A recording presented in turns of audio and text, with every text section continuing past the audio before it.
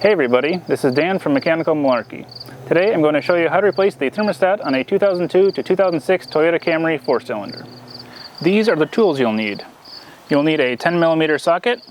The combination I found works for this is a deep socket and a 3-inch extension on a ratchet.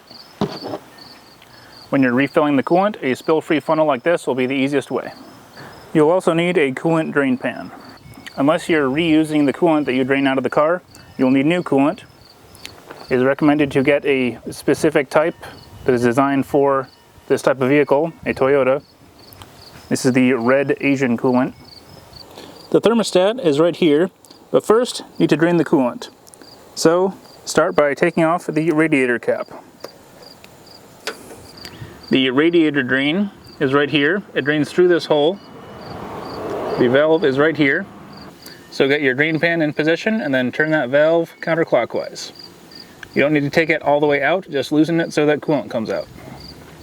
Once you've finished draining the coolant, close the radiator drain, but move the drain pan over underneath the area where we'll be working because there may still be coolant when we remove the thermostat. This is the thermostat housing. You can disconnect the hose if you want to by squeezing this clamp, moving off and then pulling the hose off, but I'm just going to leave it attached because I just need to move this out of the way to get to the thermostat. So there are two 10mm nuts, one at the top and one at the bottom. As I suspected might happen, because of rust, the nut brought the entire stud out with it. It's not a big deal, just will make it a little bit harder to position this as we put it back on. Yep, there is coolant coming out like I expected. That is why you keep the drain pan underneath there.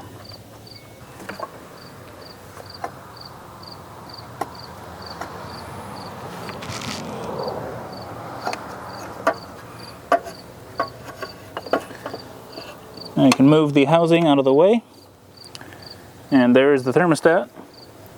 Just pull it straight out, and there comes a whole bunch of coolant. Now get your new thermostat. It might not come with a new gasket. It's always a good idea to change that. This one did come separate. It just slips around the outside like that. So now install it. Like with most parts, it goes in just the way it came out.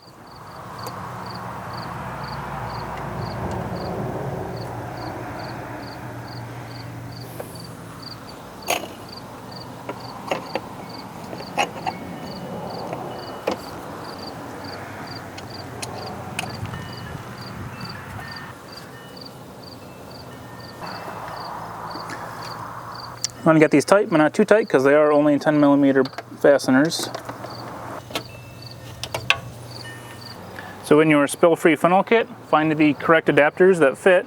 Might have to try a few. Put the funnel in and fill up the coolant.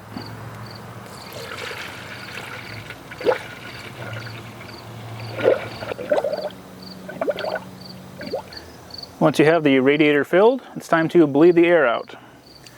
To bleed the air out, we're going to start the car and run it for a while. At the start, I'm going to be revving it a bit until the coolant reaches close to the halfway mark on the temperature gauge.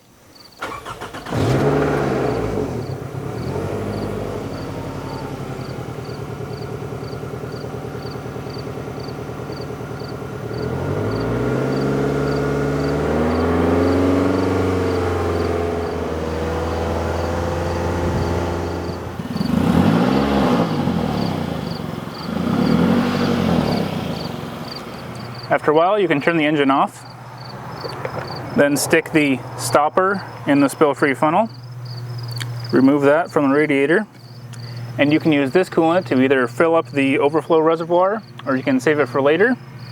And as always, make sure to properly dispose of your old coolant. You can take it to a shop, they'll probably take it, but do not just dump it down the drain. Remove the adapter and put the radiator cap back in.